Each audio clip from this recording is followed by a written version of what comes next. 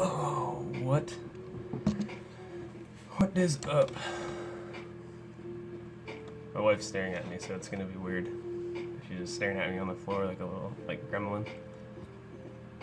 But, well, that was some weird technical difficulties. That pretty much sucked. But it's okay. Even though we're a half hour late, we are back live on YouTube at the Underdog Experience channel. What's up, guys? Also live on Spreaker.com/show/UDXP. Go ahead and click that link. Type that link in. I can't click my words. That'd be pretty cool, but you can't, so sorry. But yeah, I really hope you guys enjoy the show. It's just going to be me, and this is honestly the first full-length, around 45-minute episode that I'm going to do both solo, both with video stream, and both live. So if it's not kind of what you guys are used to as far as just the recorded audio version of the podcast, hopefully it's not bad, but hang in there. It should get better, obviously, with time. This is the 6th episode overall, and the first one for all 3 lives, video, and all that. So, but yeah, you guys already know this is guest free. I kind of briefed everybody on talking points for this episode, but we're gonna kind of focus on technology, politics, some veteran issues, and finish out with some cannabis talk. And nothing oh yeah, smoke this one, man, it's great. No, actual cannabis thoughts that I've had about pot, about the legality, about the rules and the loopholes and everything. But we'll come to that. So first thing I want to discuss though, dude, I watched the presidential address from Trump on Tuesday, just because I was on YouTube and I was messing around. I was like, whoa, let me catch this, because this could be some good stuff. But one thing that really stood out, it was all pretty stupid and dog and pony show. If you guys have ever watched one before, he was kind of addressing, I think it was Congress or something. Yeah, I don't really know. Don't quote me on that. I don't follow politics anymore. It used to raise my blood pressure too much. But he was talking to a room full of all white politicians and powerful people, and had 2 black dudes in the room. But anyway, besides the point, because that's not suspect. But anyway, one thing that stood out to me, being from Michigan but moving to Seattle, and then moving back to Michigan and then back to Seattle, from a culture shock aspect, he was we need to be tougher on drug dealers and pushers for those selling opioids to Americans. What the fuck? That's what you're gonna say? You're gonna say we need to be tougher on the drug dealers, the scummy drug dealers pushing opioids to American citizens? Really? No, that's wrong. How about, instead of being tougher on drug dealers by over-policing them, which is going to cause more issues in my opinion, how about we go after the doctors that are over-prescribing and the pharmaceutical companies that are setting quotas for doctors to meet and hospitals to meet? How about we talk about that? How about we talk about that quiet little rich-ass family in New Jersey that's banking off this opioid crisis because they're the family that started the I think it's methadone or something, but they own the rights to the whatever, the medicine, if you want to call it that, the poison. I like that better. These people hold the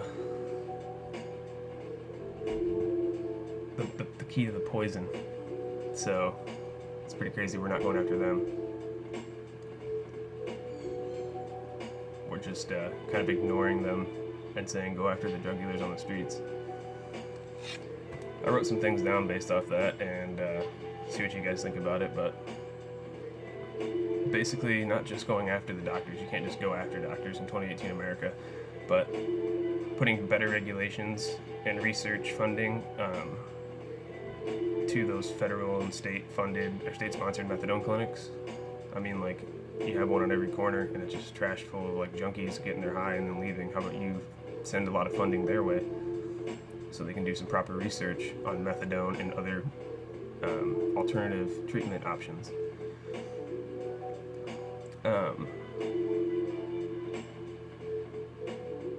But my biggest thing with it all is if you try and stop the drug dealers, you're going to have to throw police on the streets in force. And those police are going to end up, wearing their badge on their heart instead of on their uniform.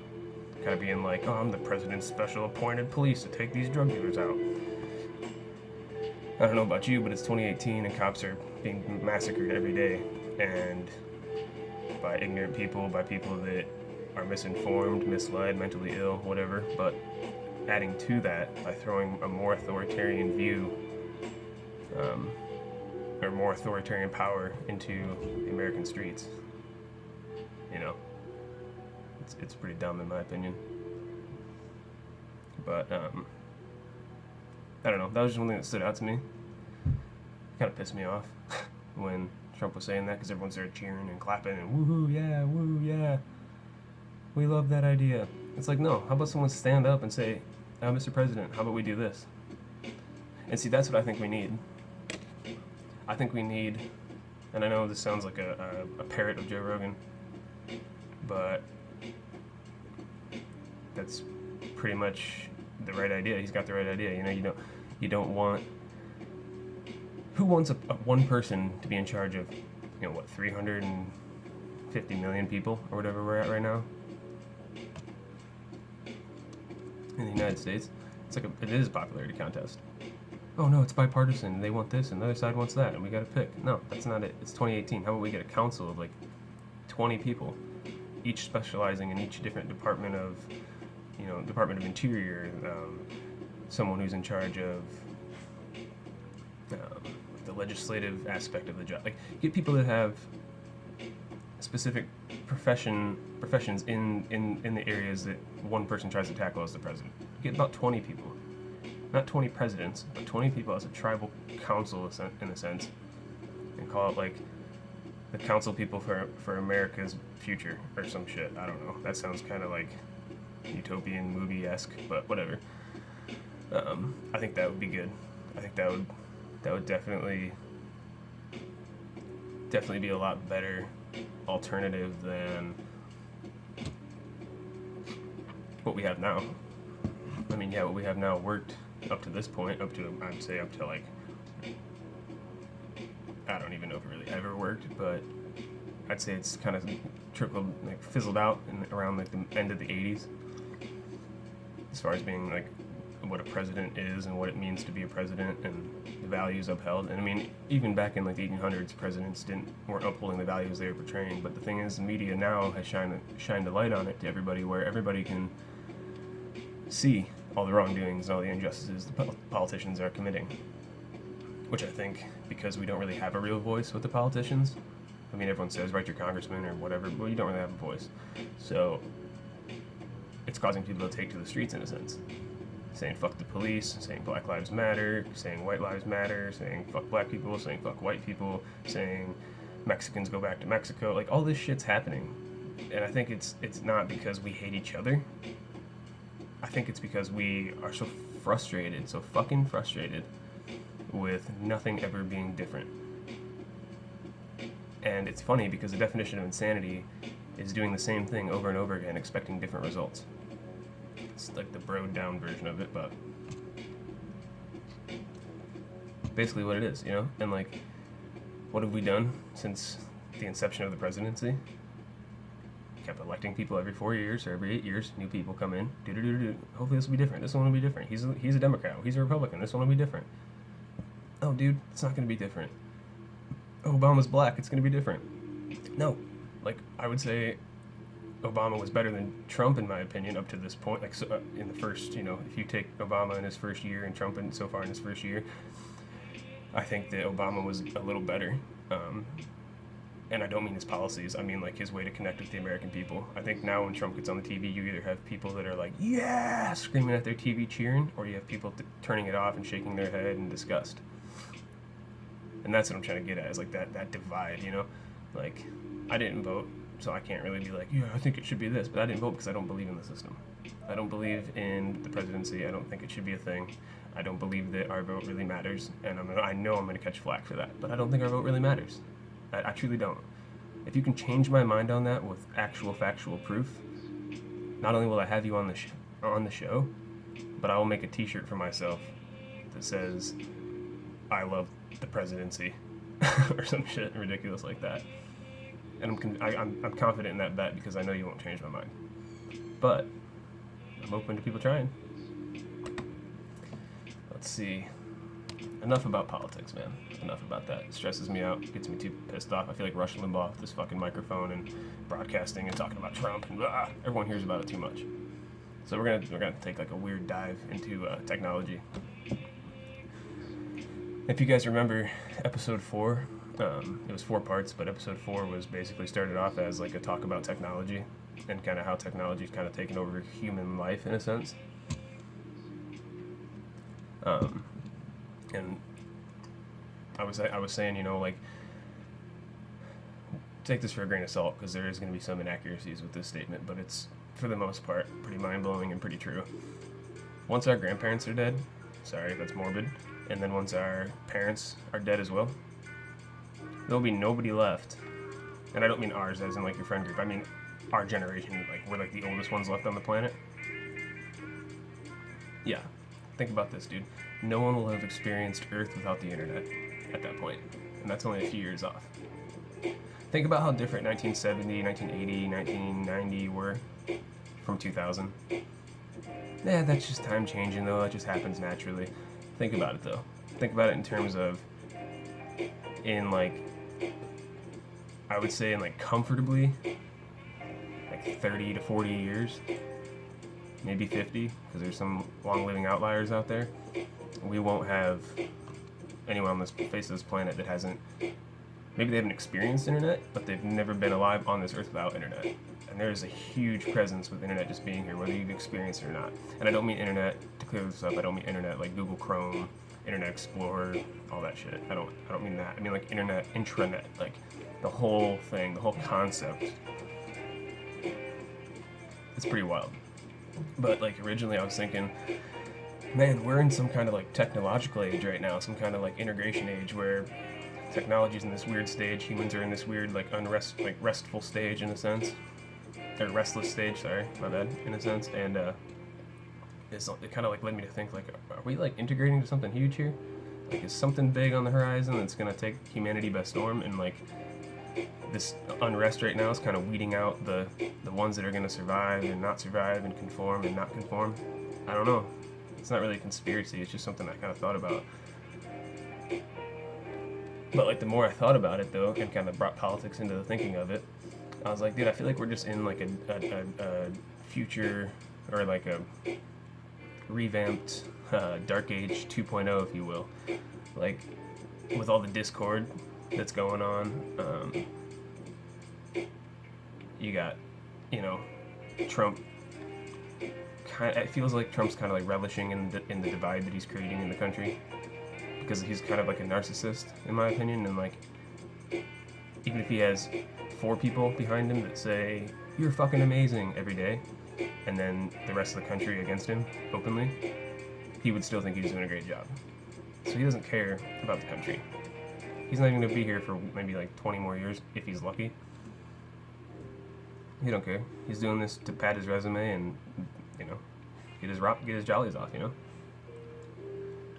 So that's kind of a dark concept to politics and the whole technology thing. But like, technology is exploding, dude. Like Elon Musk is inventing some crazy technologies. But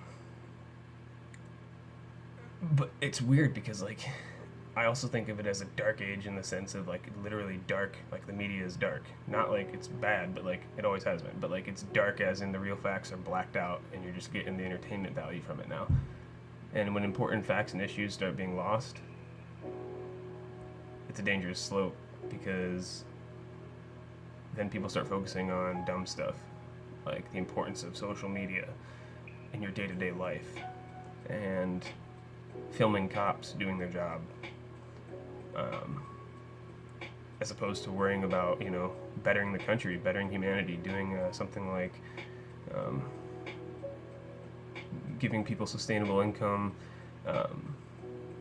based off the state they're in as like a baseline. Like you move to that state, you show proof of applying to jobs, and even if you get a job, you still will receive a check from the state for like whatever, $1,000 a month or something. And people are like, yeah, but then people are just going to use that and sleep on their ass all day. Well, yeah, some will, but that'll weed out those people. Those people will be done and gone soon enough. We'll regulate those people right out of the system. But what I think it will do is help people that have ideas for like starting up wood shop companies or starting up little skate shops. It'll give them an extra 1,000 cushion room to buy groceries, put gas in their vehicle, and then their money from their job can go towards their passion. So I think that'd be pretty cool. But something like that's never even brought up. It's getting ignored because of all the other dumb shit in the media. Who slept with who finger banged who slapped who on the ass 20 fucking years ago. Really? That's what you care about? Like, I'd much rather hear about Kim Kardashian in the news 3 out of the 5 days a week and the rest be actual news than hear about 7 days a week on the news all the dumb shit we hear about now. And I'm sorry if I offend anybody when I said, I'm not really sorry, but I'm sorry if I offend anybody when I said, if I made it seem like, sexual harassment or assault doesn't matter. No, it does matter. But like the great Joey Diaz made a statement on Joe Rogan's podcast the other day. He was like, people change. Like, essentially, he was like, people change. If somebody who's kind of famous back in the 70s took a picture with you, grabbed your ass, and he was a dude and you were a chick, and you didn't say anything about it, all the way until now, and now you're trying to accuse him of being a sexual predator, unless that man has sent you DMs on the regular every couple nights a week since that incident, you have no proof he's a sexual predator. That's tarnishing someone's potential career, and you can't act like you're perfect by saying, well, he shouldn't have grabbed my ass. Okay, well, you're right. If you didn't want him to, he shouldn't have, but you should have said something about it in the moment, or right after, or even a year after. But to wait 30 years and then come out and then try to ruin someone's career? Misery loves company, man. Misery loves company. And when you see someone in a high place and you feel like you need to be there but life never afforded it to you, you're going to try and bring them down to your level. And that's pretty fucked up. Because at the end of the day, it's fucked up to assault someone sexually or any kind of way of assault, but it's also fucked up to try and bring someone down and tarnish their career for shit that's really not that big of a fucking deal. At the end of the day, we're all fucking humans, dude. We're all made up of the same amount of water, cells. I mean, some people have different this and that, but we're all the same. We're skin, bone, blood, water, organs, tissue. The only thing that makes us different from each other is our genders and our fucking life experiences. I try to think of life as like, or at least like my version of reality in life as being like, okay, me and my inner circle, which is like 2 people, is this one tribe, and we're living amongst a bajillion other tribes. Sometimes those tribes are 1-2 people, sometimes those tribes are 1,000 people. But either way, even if you've got the backing of 1,000, unless you have the backing of everybody, you shouldn't try to put anybody down or take anyone out of your, like, move anyone out of your way, or get pissed at someone or fight somebody or kill somebody. I mean, we should all fucking work together and make one super tribe called America, and then the sky's the limit. Or as Elon Musk would say, Mars is the limit. But I don't know. I mean, I have no degree. I went to college at Alma College in Michigan for 1 year. Studied psychology and barely went to any of my classes because I didn't want to be in college. So I dropped out and joined the Army, but I think that kind of showed me, because I wasn't in a state of mind to really learn and do the whole classroom thing. I was more like, yeah, my mind was wide open like a sponge, but it just wasn't activated in the classroom setting. So I kind of relished life experience at that time, and getting out at 18 years old and going to, Fort Jackson, South Carolina for basic training, and then Fort Lee, Virginia for advanced individual training, and then Fort Benning, Georgia for airborne school, and then eventually to Fort Lewis, where I was stationed for 4 years in Washington out here. As an 18-year-old kid, 19-year-old kid at that time, coming from a small farm town, knowing about big cities because I'd lived in them, but really coming from a small farm town to that, like that was really what I needed to activate my brain sponge, you know, to kind of absorb some stuff and learn some things. And it's kind of just what I've taken away from hearing things in the news, seeing things on Twitter, Facebook, social media in general, talking to my friends, talking to random people I meet at like the skate park and shit. It all kind of seems to like everyone's saying the same thing in different ways, and it's pretty crazy that like there's so many of us and only like a handful of politicians in comparison to how many people there are, but yet nobody is willing to stand up and like actually take a fucking stand and say it. Everyone's afraid. Like either people are unmotivated because they don't think they're gonna have a voice, or they're afraid. You shouldn't be either, dude. I'm doing this so I can have a voice, and I'm doing this so I can show others that you don't need anything fancy. Just create a voice, dude. You have it in you. Now bring it out. This is the new form of media in 2018 anyway, dude. This is what I feel like. I never wanted to be a journalist or anything like that, but if I could just give my 2 cents to the world and let everyone else know they're not alone and that they're not stupid for thinking certain things or they should suppress their thoughts, then that's awesome. I'm down for that. But I don't know. I kind of just think to bring it all back to like it's more of a dark age we're in right now, a dark integration age. It's like we're kind of blind to what's really going on around us, but something big is happening, and it's kind of freaky, but it's also kind of exciting. I don't know if I'll be alive to see it play out or if I will, but I am going to try and just remain attentive to my surroundings and what's changing and what's happening and people's behaviors altering. Because I do think newborns are going to be different cellularly once there's no more people that haven't experienced internet on this planet than newborns were before internet was around or as it was kind of just coming to fruition. I just feel like there's something humans are changing on a molecular level because of all this technology. So maybe I'm completely wrong. Maybe I smoke too much weed. Maybe, I don't know. But I just think that there's some shit that no one talks about and people avoid different areas of topic.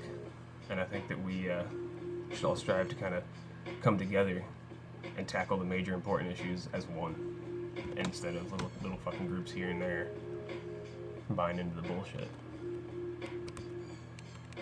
But the next thing I want to get into, and it's kind of like the real like last big topic I have, cannabis.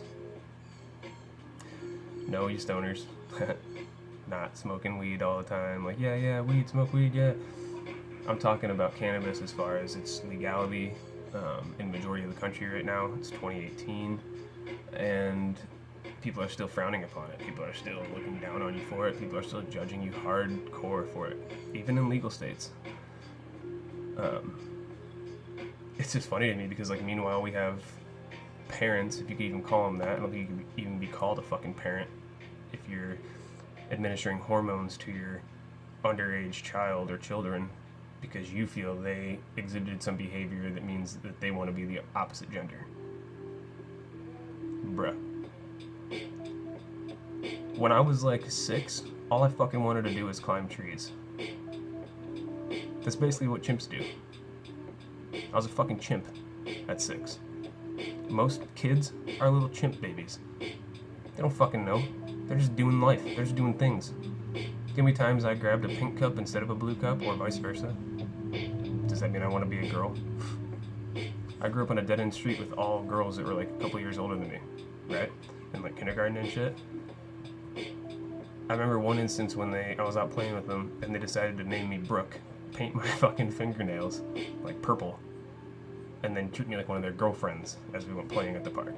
I didn't talk like a girl, I didn't act like a girl, I just was like, okay, I guess I'm Brooke, haha, I like thought it was funny. My mom, even though we don't talk, at the time, I want to thank her for not fucking shooting me up with estrogen or switching my, hormones around just because I did that weird stuff.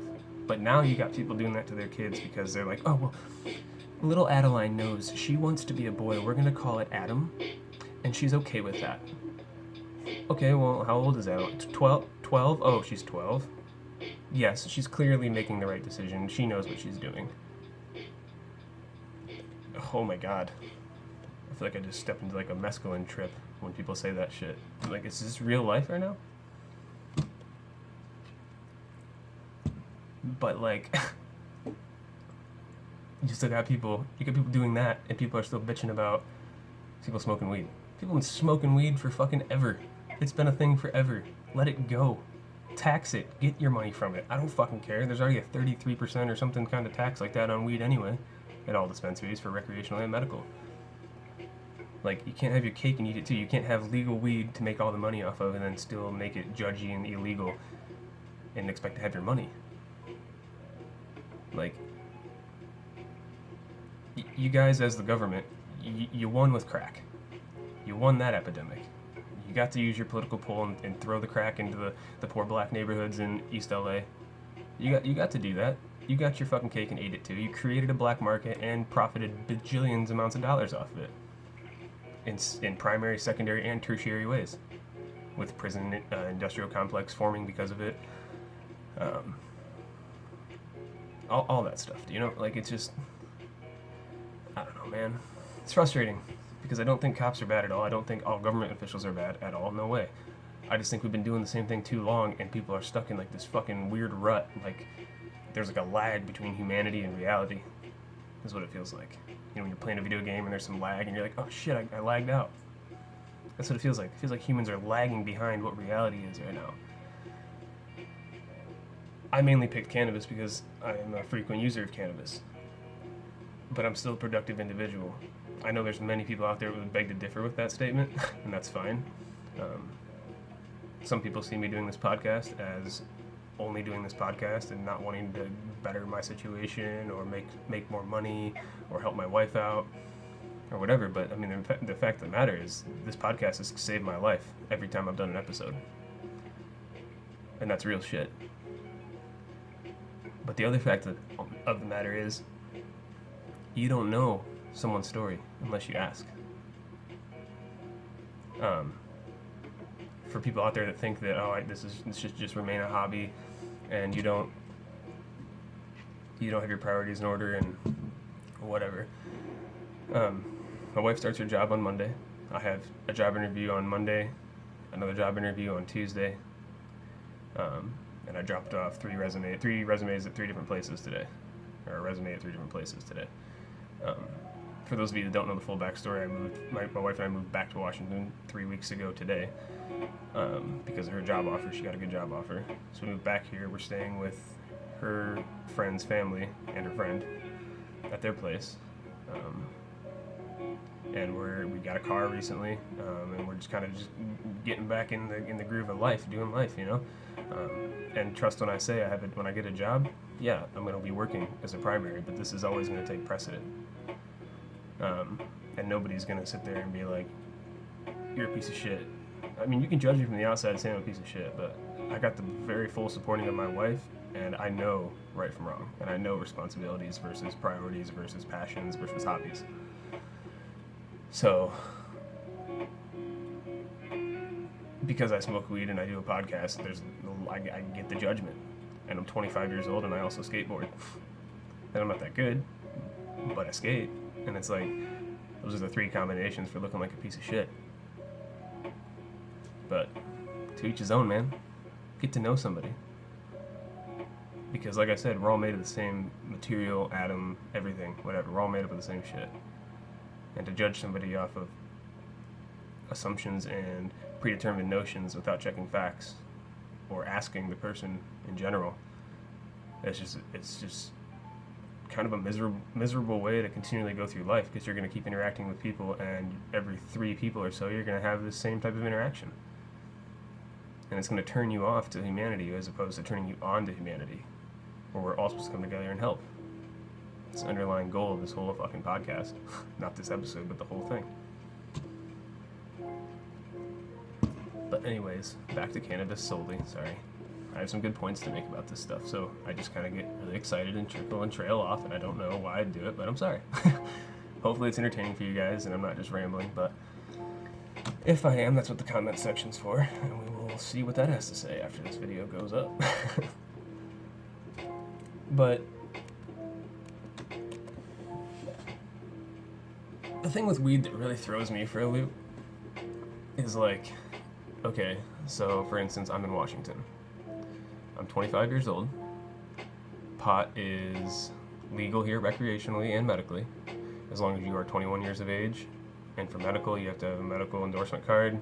And for recreational, you just have to have a valid state driver's license or some form of valid identification that states you're 21 with your signature and your picture.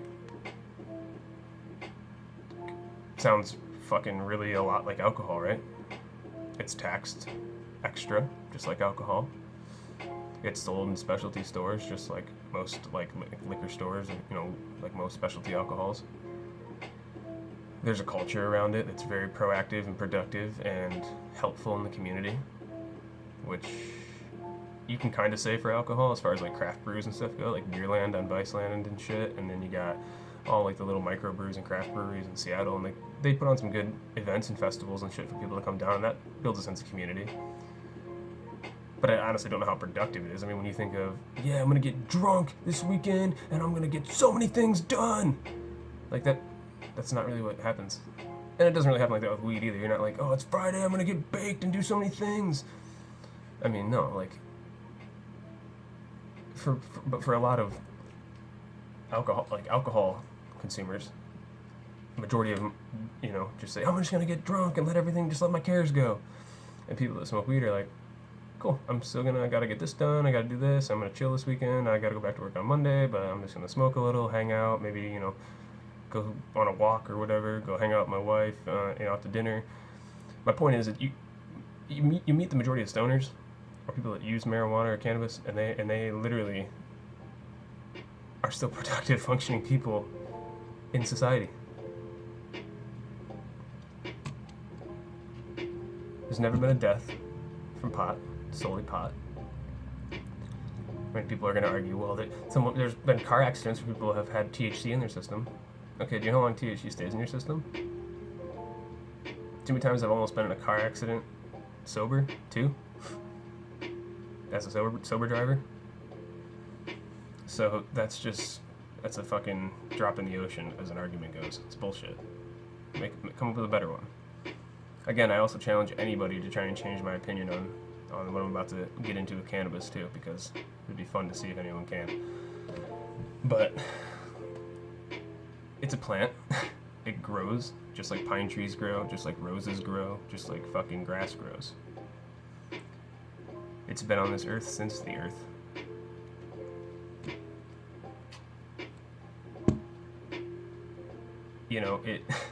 It's funny because everyone's like, yeah, well, alcohol's a plant too.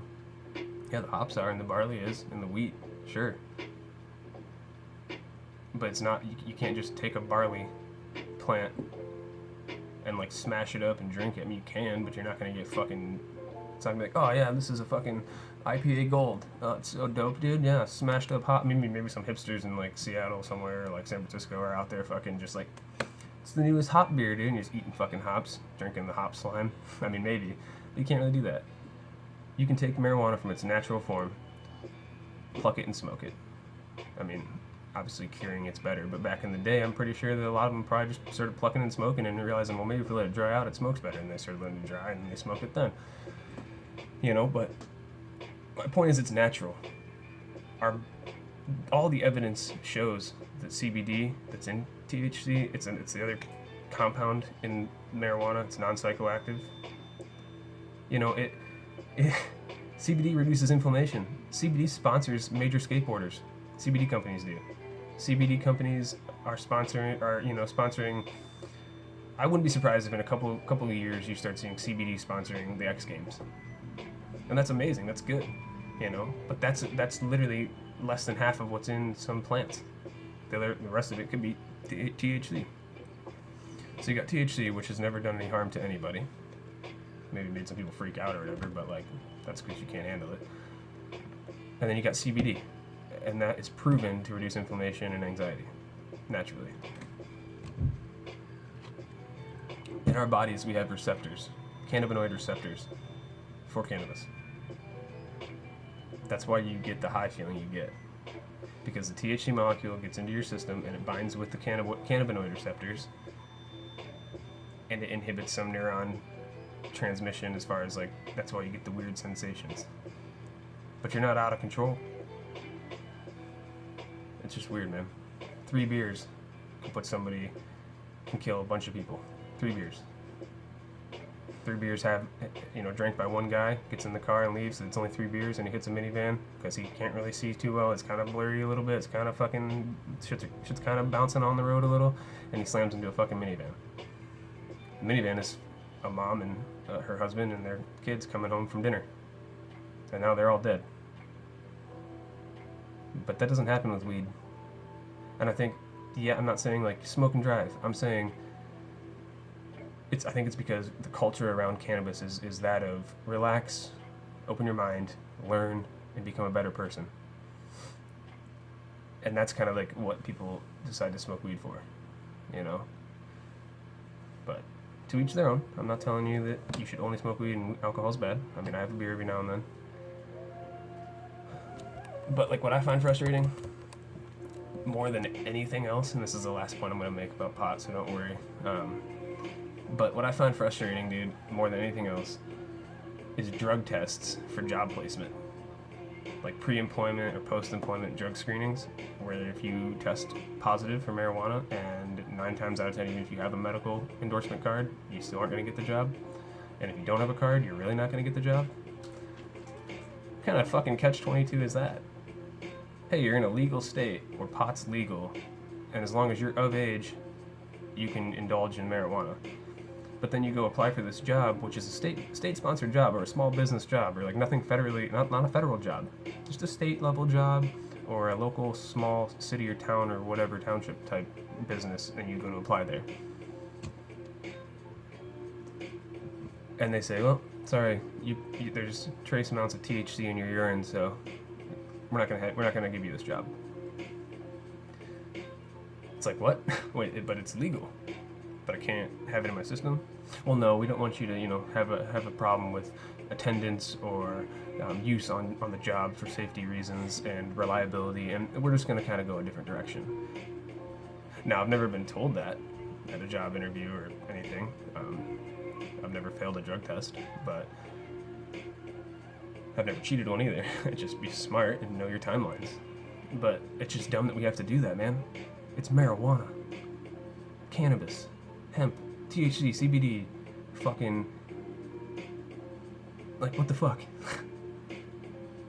I know how many people, I've worked so many different jobs, you know how many people I know on these different types of jobs that will have a flask at work or get drunk before going into work, and their job involves heavy machinery or ladders or heights or power tools or even just finite attention to detail and oh fuck, I messed up, or running a forklift, crush somebody, oh fuck. They don't do fucking alcohol, like blood alcohol content test when they fucking, when they have to hire you. They don't ask you if you drink when they hire you, but they ask you if you can pass a drug test. And I'm all for fucking not hiring people on drug tests if they pop hot for, anything other than pot. Don't hire them, it's fine. And I get that it's your right at the end of the day because it's your business and you get to pick and choose your quality of employees, but let me just say in closing here, people that use cannabis, whether it's through the smoke form, through vape form, through oils or concentrates, through edibles, through tinctures, through fucking THC infused bath bombs, whatever it is, they're not fucking bad people. They're not shitty workers. They're not criminals. They're not homeless bums. They're not drug addicts. They're choosing to use a substance that is naturally occurring on this earth and the receptors for it are naturally occurring in our bodies as human beings. And that's what we are at the end of the day. Like I said, after each one of these topics, we are fucking human beings, dude. So for someone to sit there and drive down the road and see somebody else leave a pot store and be like, fucking stoner. It's like, who are you? Who are you to say that?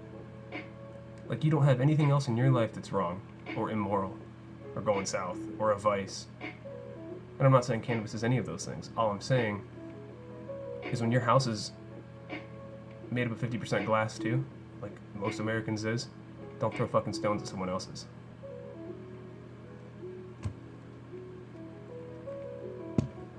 Told you it was going to be a heated episode. It took me to like the last 5 minutes to kind of get in the groove, but I think that's going to come in time. You know, getting used to live streaming, getting used to video. Because like when I originally started this podcast, I had the idea of just making it audio.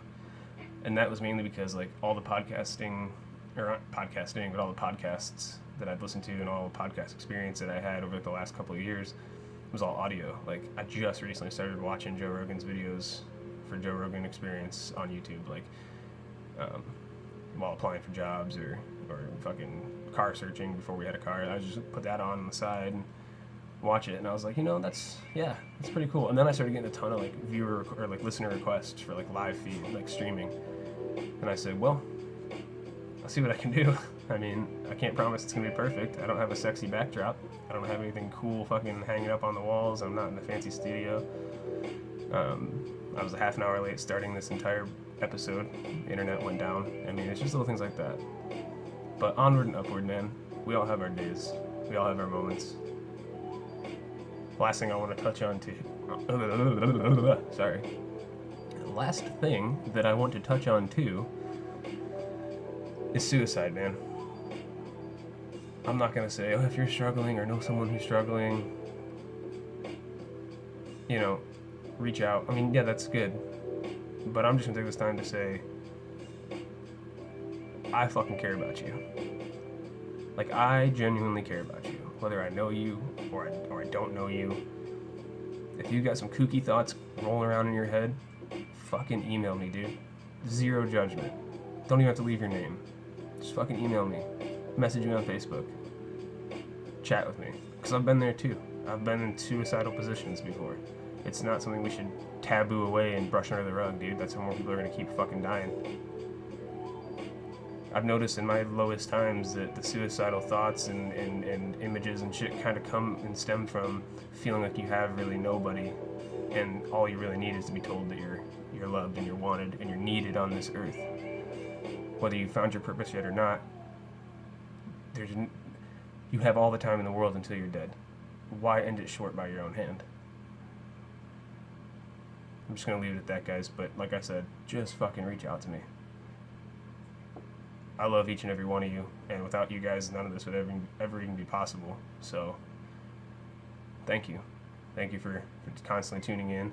I know we didn't get to veterans benefits issues, but that's also kind of because it's scheduled as like a later topic in a different episode.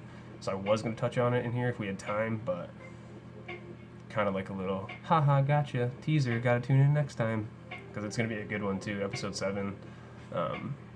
Episode 7 is either going to be with Edison Brown and Darian Jackson, like I stated previously in the UDXP Hump Day report, or it's going to be with, as I learned today, it might potentially switch and be with a guy named Matt Malkowicz.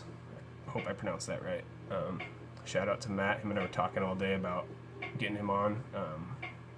The guest, Edison Brown and Darian Jackson, for episode 7, they had some stuff come up last minute, and so they're kind of trying to see right now if they'll be able to make it for the episode.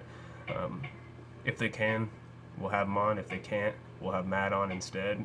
Same time, same date. But stay tuned on Wednesday for the UDXP Hump Day Weekly Report, episode 2, and I'll give you guys all the updates on that as far as who is going to be in episode 7 as like a finalized show. So, yeah, guys. Thank you a ton. You know, like, this is a passion, and it is basically a hobby, and I get that. I truly do. I truly know that it takes money to make shit happen, so when I get my job, this is still going to happen. I want you guys to know. Onward and upward, because I'll have money from my job to keep pumping into the podcast, baby. So, other than that, I got some updates or some shout outs for you guys. Go follow the show at Facebook at facebook.com/UDXP17, Instagram at UDXP_17, Snapchat at butcher.93, Twitter at TRNickButcher, or sorry, TRNickB93, that's TRNickB93, YouTube, Spreaker, and SoundCloud. On those last three, on YouTube, Spreaker, and SoundCloud, just go ahead and type in UDXP or the Underdog Experience in the show search bar, and it should pop up for you. If you guys could subscribe to the YouTube page, that'd be awesome. My subscribers are like at 6 right now, 7 maybe. I think I just want to get a couple more. So, but yeah, guys, I'll be sure to release episode 7 updates on Wednesday. Thank you, guys. Bye-bye.